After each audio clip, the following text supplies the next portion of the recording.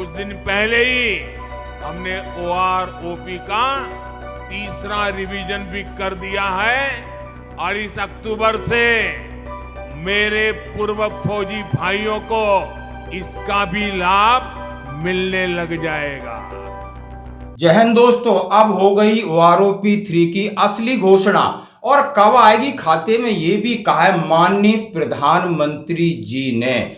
बिल्कुल वाह, जबरदस्त खबर है। वीडियो भी आप सुनोगे और ये वीडियो कल शाम का है जो कि आप अभी इसको सुनोगे और आगे उन्होंने क्या क्या कहा है इसके बारे में बोलेंगे।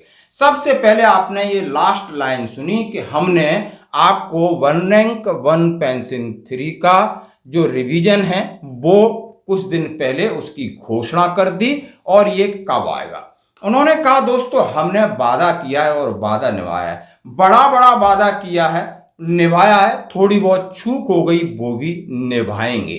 और ये वादा हमने 2013 में जब हमें प्रधानमंत्री पद का उम्मीदवार घोषित किया गया था तब से हमने इसी हरियाणा में आकर के कसम खाई थी और पहली रैली भी यहां आकर के मैंने पूर्व सैनिकों के सामने नतमस्तक होके कहा था कि हम आपका वादा निभाएंगे।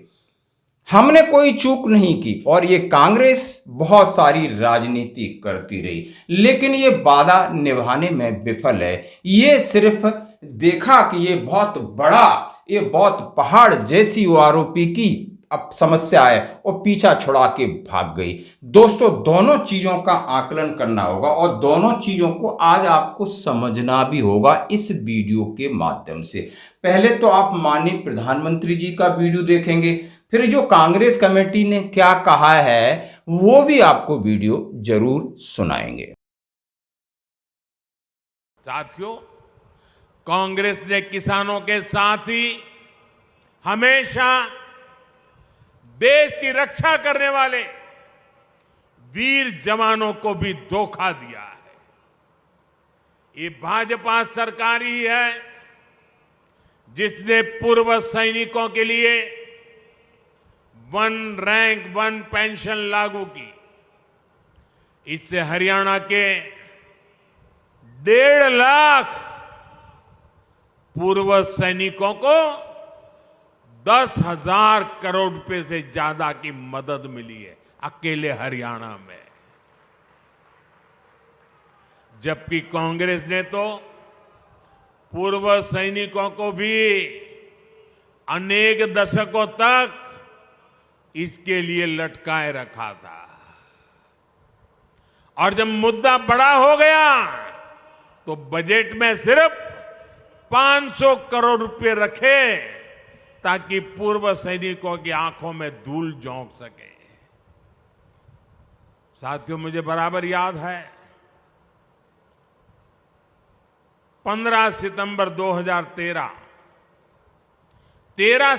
2013 को भारतीय जनता पार्टी ने मुझे प्रधानमंत्री पद के उम्मीदवार के रूप में घोषित किया था और मेरा पहला सार्वजनिक कार्यक्रम 15 सितंबर को रेवाड़ी में हुआ था।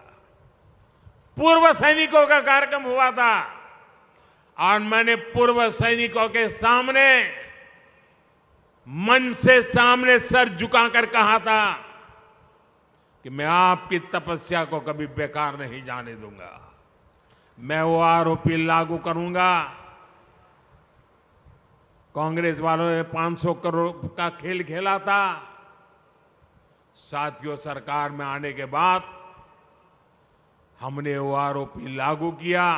इतना ही नहीं, कुछ दिन पहले ही हमने OROP का तीसरा रिवीजन भी कर दिया है और इस अक्टूबर से मेरे पूर्व फौजी भाइयों को इसका भी लाभ मिलने लग जाएगा। तो दोस्तों अभी आपने 2 से 2.5 मिनट का माननीय प्रधानमंत्री जी का वीडियो देखा तो आपको पूरा पता लग गया कि उसकी घोषणा कब होगी। अब OROP 3 में उन्होंने सीधा कहा है कि हमने हरियाणा के 1.5 लाख पूर्व सैनिकों को 10,000 करोड़ रुपए की आर्थिक सहायता मैंने दे दी है और उन्होंने इसके साथ ही कहा है कि तीसरा जो हमारा रिवीजन है वो हो गया है और ये अक्टूबर में मिलेगा। सितंबर में नहीं मिलेगा, अक्टूबर में मिलेगा। ये बात क्लियर हो गई है, आपको समझ में आ गया है। अब दूसरी तरफ बड़ी बड़ी बातें करने वाले, मैं आपको असली ओआरओपी दिलाऊंगा, मैं आपको असली एमएसपी दिलाऊंगा, मैं आपको असली डिसेबिलिटी पेंशन दिलाऊंगा, ये मुंहफट लोग, ये ज्यादा बोलने वाले लोग, ये बात सही निकली। क्यों सही निकली? लोकसभा चुनाव में ये कर्नल रोहित चौधरी, इनको अब स्टार प्रचारक बना दिया है। तो एक इसको नीचे की सीढ़ी से ऊपर की सीढ़ी पे बंदा पहुंच गया है, तो ये बड़ा नेता बन गया। अब ये बड़े चीजें देखेगा, अब सैनिकों को छोड़ेगा और कईयों को पकड़ेगा, ये पूरे राष्ट्र को सुधारेंगे, ये फिर अंतर्राष्ट्रीय लेवल के नेता बन जाएंगे। सैनिकों की परवाह नहीं कर सकता। यदि सैनिकों की परवाह ये बंदा करता तो लोकसभा का मानसून सत्र चला गया, कांग्रेस के किस सांसद ने राज्यसभा या लोकसभा में वन रैंक वन पेंशन की विसंगतियों का मुद्दा उठाया? क्या इक्वल मिलिट्री सर्विस पे का मुद्दा उठाया? क्या ओल्ड डिसेबिलिटी पेंशन को लेके मुद्दा उठाया? बस ये था कि ये सेना के कर्नल साहब हैं और सैनिक प्रकोष्ठ के वहाँ ऑल इंडिया कांग्रेस कमेटी के इनको बना रखा है, तो इन्होंने ये गीत गाए और गीत अब फिर गाने लगे। अब ये क्या गीत गा रहे हैं कि रेवाड़ी में पूर्व सैनिकों द्वारा स्टार प्रचारक बनाए जाने पर इनकी काफ़ी चमचागिरी हुई। कार्यक्रम के दौरान सेना में वर्तमान और कार्यरत पूर्व सैनिकों के अधिकारों पर गंभीरता से चर्चा हुई। हमारी सरकार वीर सपूतों के लिए, उनको हक दिलाने के लिए कृत संकल्पित है, और बिल्कुल कहा है और बिल्कुल कृत संकल्पित है। हाँ, मनीष शर्मा जी आपके ही हैं, और वहाँ पर जगदीश चंद्र वर्मा और बड़े हमारा सैनिक डेलीगेशन गया था वन रैंक वन पेंशन की विसंगतियों को लेकर के, ज्ञापन दिया, समझाया कि बिल्कुल हम आपकी लोकसभा में बात उठाएंगे। उसके बाद मुड़ करके जवाब नहीं दिया, डस्टबिन में डाल दिया।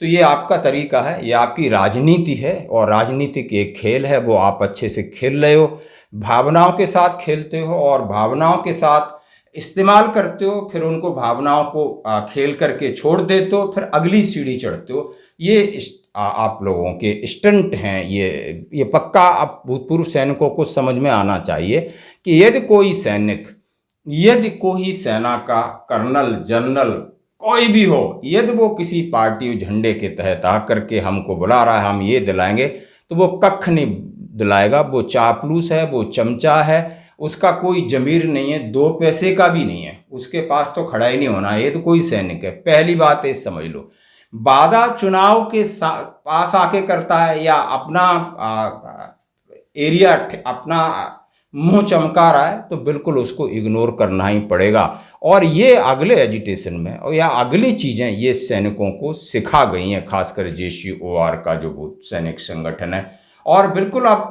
कड़े शब्दों में फिर इनकी निंदा करने का समय आ गया। और जो भी माननीय प्रधानमंत्री जी ने कहा है, जो दिया है वो कहा है, और ये सटीक बैठता है। उन्होंने कहा है कि अक्टूबर में आपके खाते में आएगी, तो दोस्तों आएगी, और ये आप वीडियो देख सकते हो। मैं जो चीज़ सही है और जो सही प्रमाणित हो गई है, अब जो वादों पर नहीं जाना है, वादों के पीछे इरादों पे जाना है, ये हमारा आपसे निवेदन है। धन्यवाद।